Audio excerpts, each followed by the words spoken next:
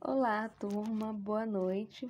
Sejam bem-vindos à nossa aula da disciplina Psicologia Aplicada ao Direito. Turma, antes de iniciar a nossa aula, eu gostaria de estar abrindo aqui um parênteses para colocar algumas questões para vocês. Vocês percebem que nós tivemos uma mudança na modalidade, passamos da modalidade presencial para a modalidade remota. Eu quero colocar que a modalidade virtual, ela requer um pouco mais de atenção e cuidado com relação ao aprendizado de vocês. É fato que a gente precisa entender que dentro da modalidade remota pode haver algumas dificuldades, mas que essas dificuldades elas não sejam encaradas por vocês como uma barreira, mas sim como uma possibilidade de evoluir e de mostrar também que somos seres adaptáveis às mudanças.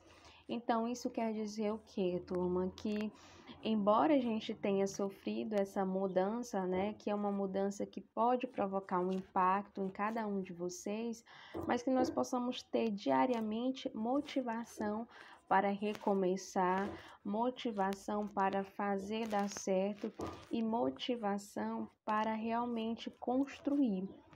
E o aprendizado, ele é considerado uma eterna construção de experiência, e que a experiência na modalidade virtual seja, vamos dizer assim, uma peça fundamental para o crescimento de vocês. Então, eu quero desejar aqui nesta aula de hoje que todos possam ter um bom aprendizado, né? Quero dizer também que já estou sentindo falta do contato presencial em sala de aula com cada um de vocês, mas neste momento se faz necessário este tipo de modalidade. Espero que em breve possamos nos reencontrar.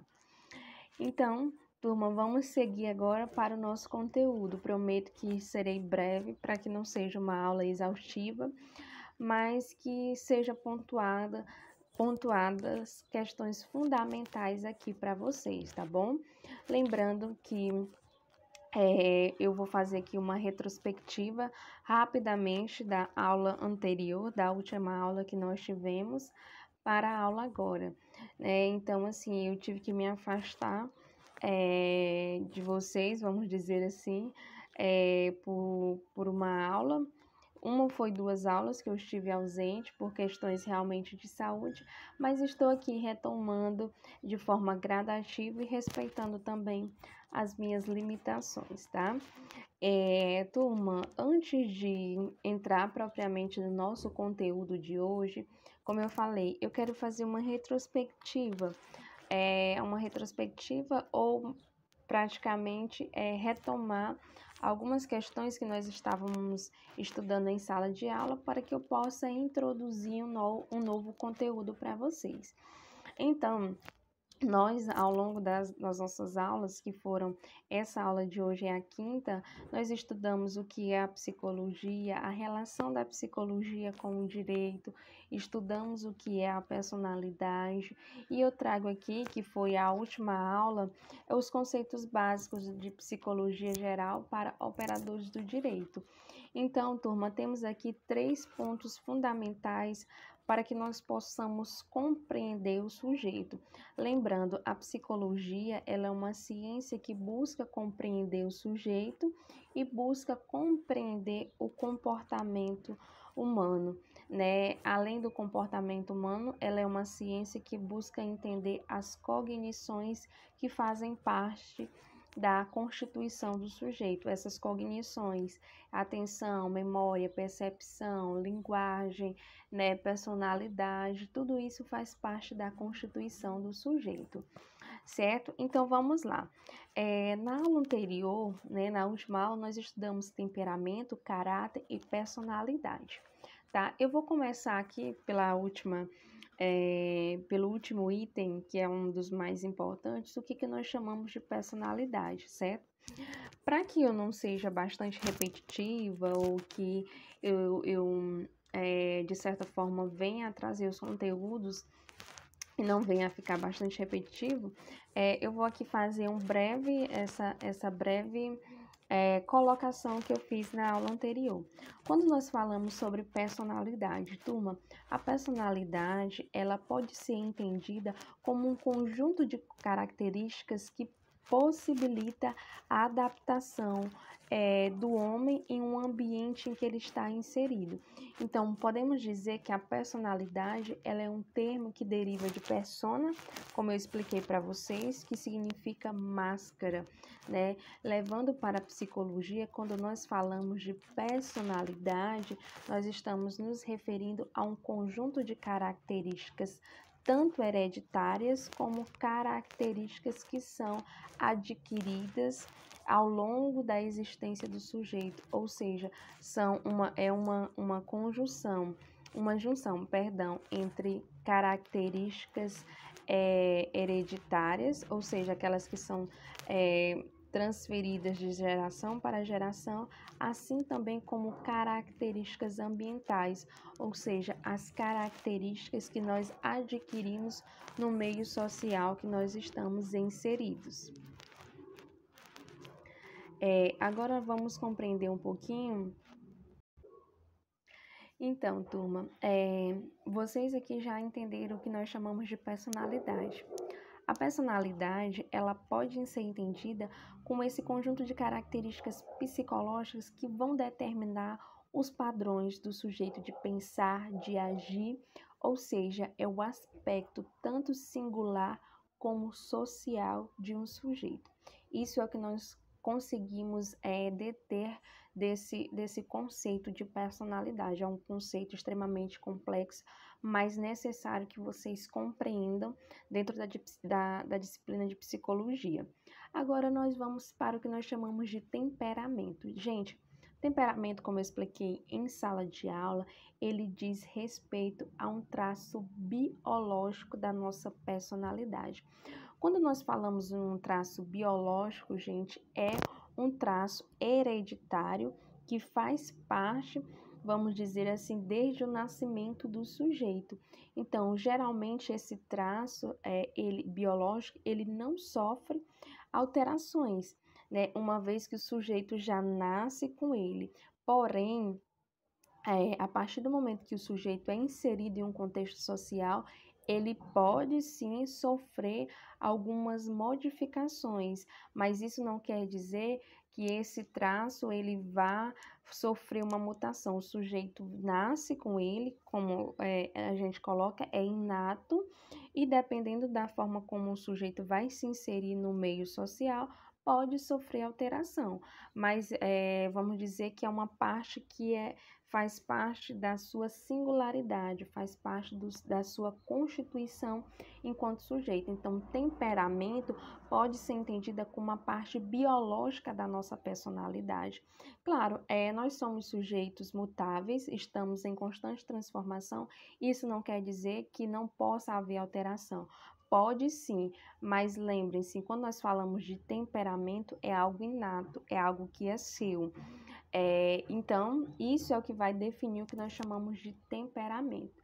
Já o caráter, turma, ele pode ser entendido como uma parte social da nossa personalidade, ou seja, é aquilo que nós adquirimos através do contato com o outro e através da sociedade, ou seja, alguns valores que vão nos construir enquanto sujeitos, e esses valores, eles são adquiridos socialmente. Um exemplo disso, a honestidade, né? Isso é um conjunto de valores que são repassados. Então, você precisa ser uma pessoa honesta. O que é a honestidade, né? É aquilo que seu pai, sua mãe repassou para vocês ao longo da vida. Diferentemente do temperamento, o temperamento é um traço particular do sujeito. Quando eu falo um traço particular do sujeito, eu estou dizendo o quê? Que é uma parte que torna o sujeito singular, ou seja, único. O sujeito nasce com um temperamento, vamos dizer, um temperamento que é considerado quieto, né? Um sujeito que vamos dizer assim, possui a sua personalidade, embora em momentos que ele seja inserido em situações de estresse, ele consiga manter um temperamento calmo. Isso faz parte dele. Porém, se esse ambiente ele for um ambiente altamente estressor, com o tempo esse temperamento vai sofrer alteração. Mas o que eu coloco para vocês mais uma vez que esse temperamento é parte do sujeito, ou seja, um temperamento calmo. É algo que é dele, né? Mas o meio pode sim interferir para que haja aí algumas mudanças. Mas isso não quer dizer que vai ser retirado do sujeito, né? Esse temperamento não vai ser retirado do sujeito, uma vez que nós estamos numa dialética entre o meio que nós estamos inseridos e as nossas características pessoais, tá bom? Então, isso aqui, gente, é apenas uma introdução do que nós estamos retomando aqui e com relação à aula anterior. Turma, lembram?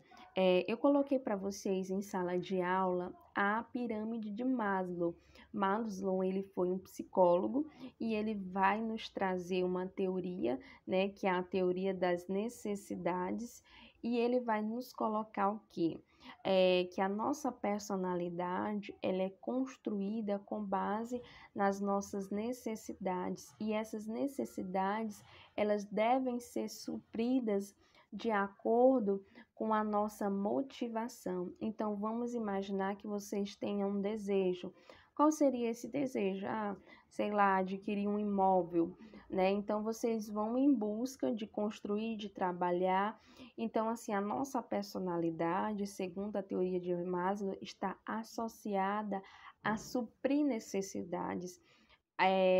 Findou uma determinada necessidade, surge uma outra necessidade que vai ser buscada pelo sujeito e vai ser suprida pelo sujeito, surgindo uma nova necessidade e surgindo um novo desejo de realizar essa necessidade. Tudo isso vai ser de acordo com a motivação que o sujeito tem, ou seja, o desejo dele alcançar aquela necessidade, de suprir essa necessidade.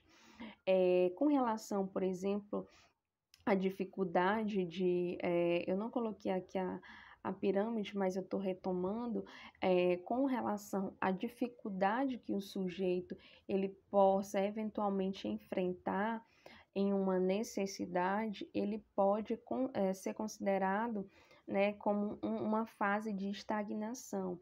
Eu não consigo evoluir, né, para uma outra necessidade, ou seja, temos as necessidades fisiológicas, né? Então, o sujeito, de certa forma, tem uma dificuldade aqui ou tem alguma questão de saúde.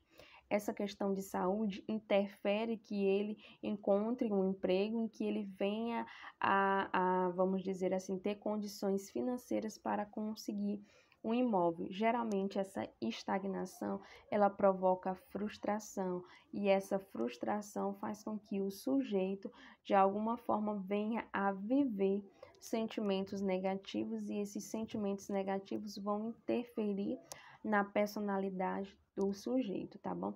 Isso aqui foi o que Maslow nos coloca de uma forma bastante resumida, tá bom, turma?